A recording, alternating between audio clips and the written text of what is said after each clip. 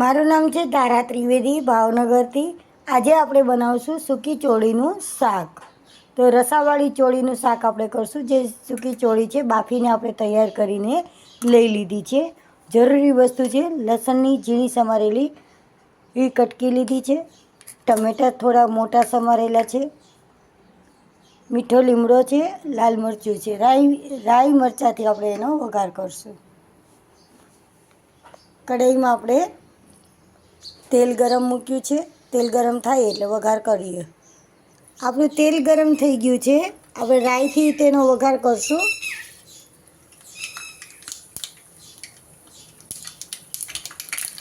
રાઈ એકદમ તડતડ થઈ જાય પછી આપણે મીઠો લીમડો, લસણ અને લાલ મરચું એડ કરશું. સૂકું લાલ મરચું લીધું છે.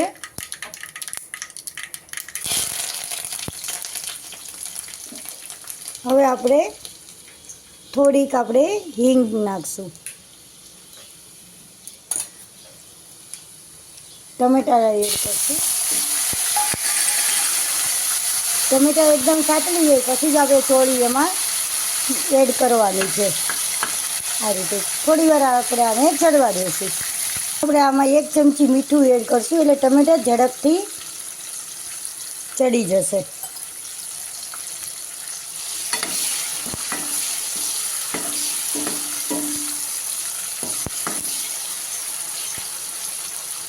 ટમેટાને આપણે આ રીતે આમ કરશું જ્યારે આપણને એમ લાગે કે એકદમ પાકી ગયા છે, સેટ થઈ ગયા છે, પછી જ આપણે અંદર ચોળી નાખશું. હવે ટમેટા એકદમ સરસ થઈ ગયા છે. હવે આપણે ગેસ ધીમો કરીને એમાં ચોળી એડ કરશું. આપણે આ ચોળી આમાં એડ કરી દઈશું.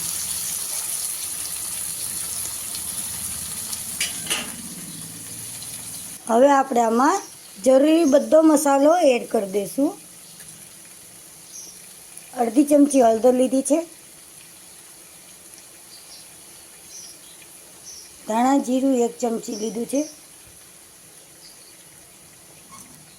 લાલ મરચું 1 ચમચી સૂકું લઉં છું અને 1 વાટકી જેટલું મેં પાણીમાં સેટ કરીને લીધું છે. જેનો સુગંધ આમાં ખૂબ જ સરસ આવે છે. પાણીમાં મિશ્રણ કરીને લાલ મરચું નાખીએ છીએ આમાં સરસ સેટ થઈ જાય છે. હવે તીખું જેવું ખાતા હોય એ પ્રમાણે આપણે મરચું નાખવાનું. હવે ગેસ ફૂલ કરી દઈશું આપણે.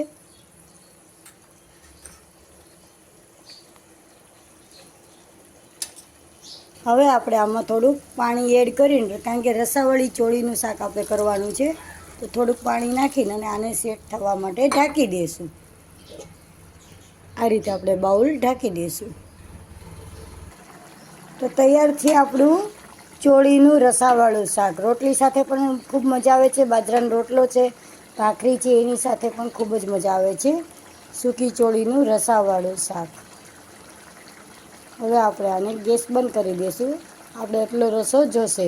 આની સાથે ભાત પણ બહુ મજા આવે છે. ચોળીનું શાક, ભાત ને ભાખરી. તો તૈયાર છે આપણું ચોળીનું રસાવાળું શાક. તમે પણ બનાવશો. જો અમારી વાનગી આપને પસંદ આવી હોય તો અમારી ચેનલને લાઈક અને સબસ્ક્રાઈબ કરજો.